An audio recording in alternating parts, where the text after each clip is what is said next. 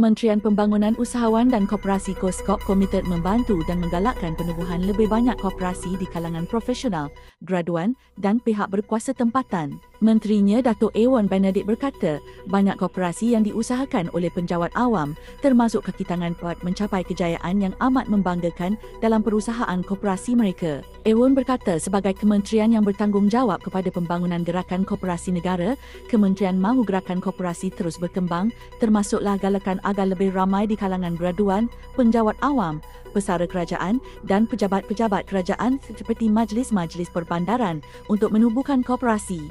Ewan berkata, mereka boleh menjalankan perkhidmatan koperasi tanpa menjejaskan tugas hakiki seperti mana yang telah dibuktikan oleh Koperasi Kaki Tangan Majlis Perbandaran Temerloh KOSIT. Beliau berkata demikian ketika ditemui pemberita selepas merasmikan kafe Chicken Honey Koperasi KOSIT di Chicken Honey KOSIT, Esplanade Temerloh Pahang pada 26 Oktober lalu. Beliau juga berharap melalui perasmian kafe itu akan memberi nilai tambah kepada perkhidmatan dan perniagaan sedia ada yang dilaksanakan oleh Koperasi KOSIT. Mengenai majlis itu, Ewan berharap akan membuka ruang lebih besar kepada kafe Chicken Honey menjana perolehan yang lebih besar. Selaku kementerian yang bertanggungjawab kepada gerakan koperasi, sememangnya kita mahu gerakan koperasi negara kita terus berkembang.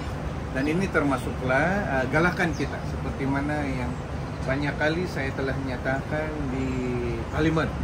Kita mahu penglibatan dalam gerakan koperasi ini dari kalangan graduan, dari kalangan penjawat awam kerajaan, dari kalangan pesara kerajaan, dan ini terpakai pada pejabat-pejabat kerajaan seperti majlis perbandaran untuk mereka menubuhkan koperasi yang boleh menjalankan perkhidmatan tanpa menyejaskan tugas hakiki mereka, seperti mana yang telah dibuktikan oleh Koperasi Majlis Perbandaran Temerloh ini.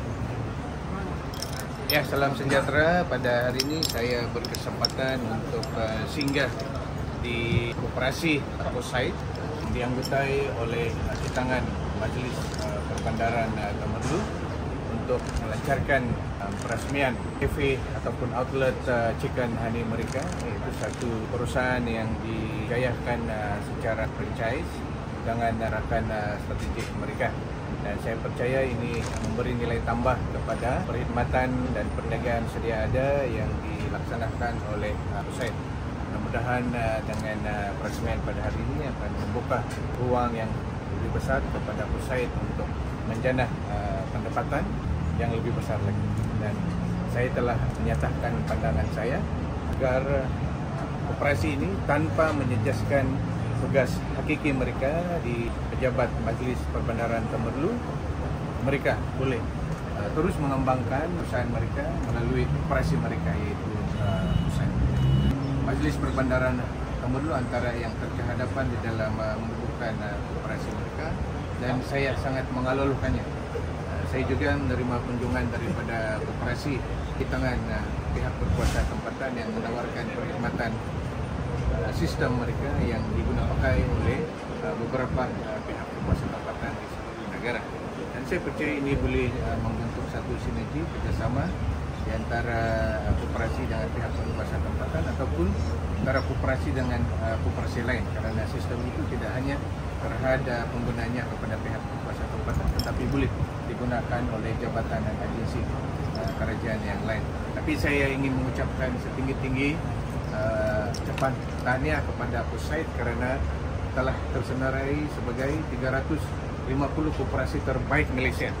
Ya, daripada 16,009 buah koperasi di Malaysia, KOSIT adalah antara 350 koperasi yang terbaik.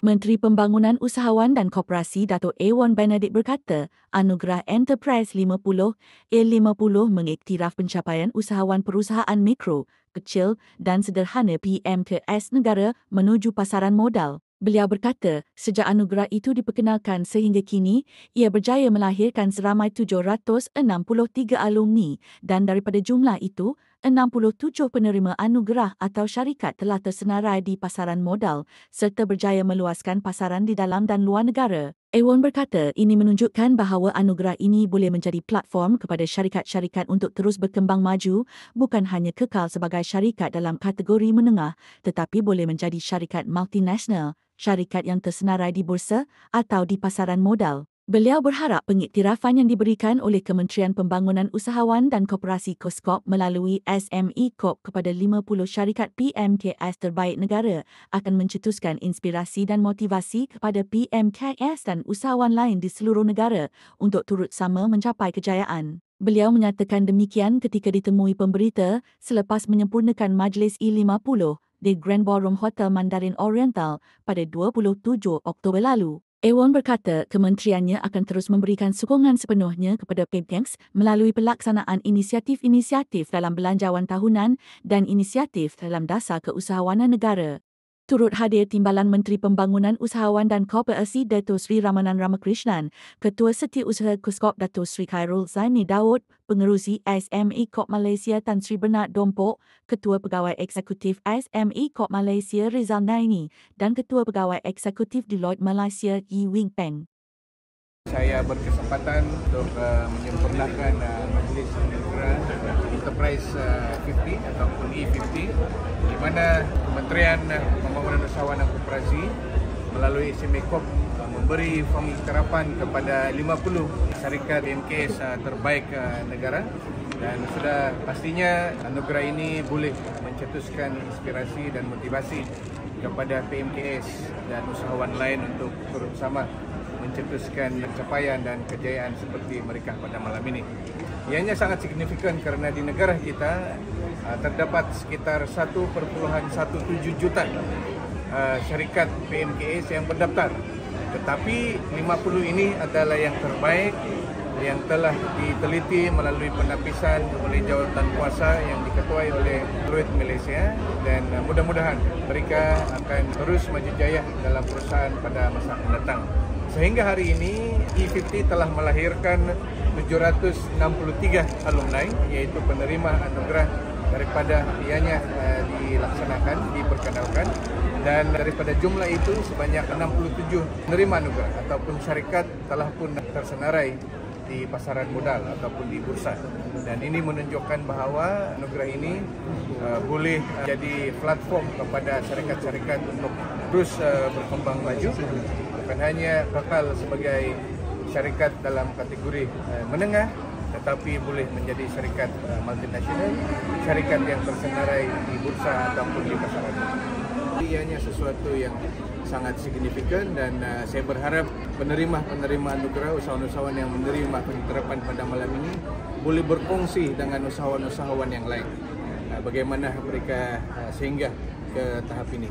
Di peringkat kementerian, kita akan memberi dukungan yang sepenuhnya melalui pelaksanaan dan penjayaan inisiatif-inisiatif dalam belanjawan tahunan, inisiatif-inisiatif yang dinyatakan di dalam dasar keusahawanan negara kita, dan mudah-mudahan dengan kerjasama semua pihak, kementerian-kementerian dan agensi lain yang juga terlibat membangunkan komuniti usahawan negara kita dapat melihat lebih ramai lagi syarikat ataupun usahawan PMKS yang boleh berkembang menjadi syarikat besar dan syarikat yang tersenarai di bursa ataupun di pasaran modal dan menembusi pasaran internasional. Ianya penting kerana kita ada sasaran tersendiri bagi PMKS ini menyumbang kepada nilai ekspor sebanyak 15%. Itu sasaran kita.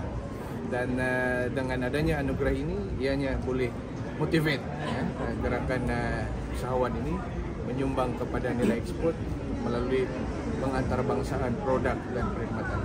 Dan kita ada program-program tertentu yang disediakan oleh kementerian, dilaksanakan oleh agensi seperti SME Corp dan SME Bank antaranya, yang membantu syarikat-syarikat ini ke pasaran internasional. Mudah-mudahan anugerah ini, penerima anugerah ini boleh berkongsi kepada usahawan luar bandar. Tidak ada yang mustahil. Kalau mereka boleh mencapai kejayaan ini, saya amat pasti usahawan di luar bandar juga boleh membuktikan sesuatu yang luar biasa kepada semuanya.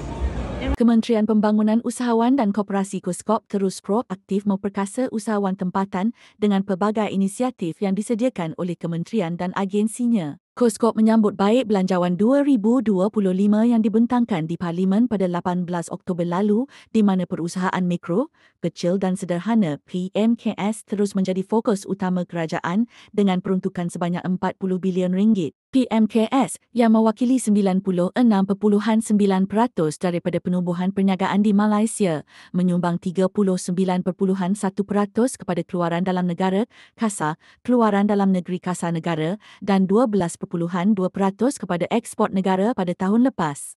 Antara inisiatif utama Koskop ialah program pembangunan vendor PPV dari sektor makanan dan minuman.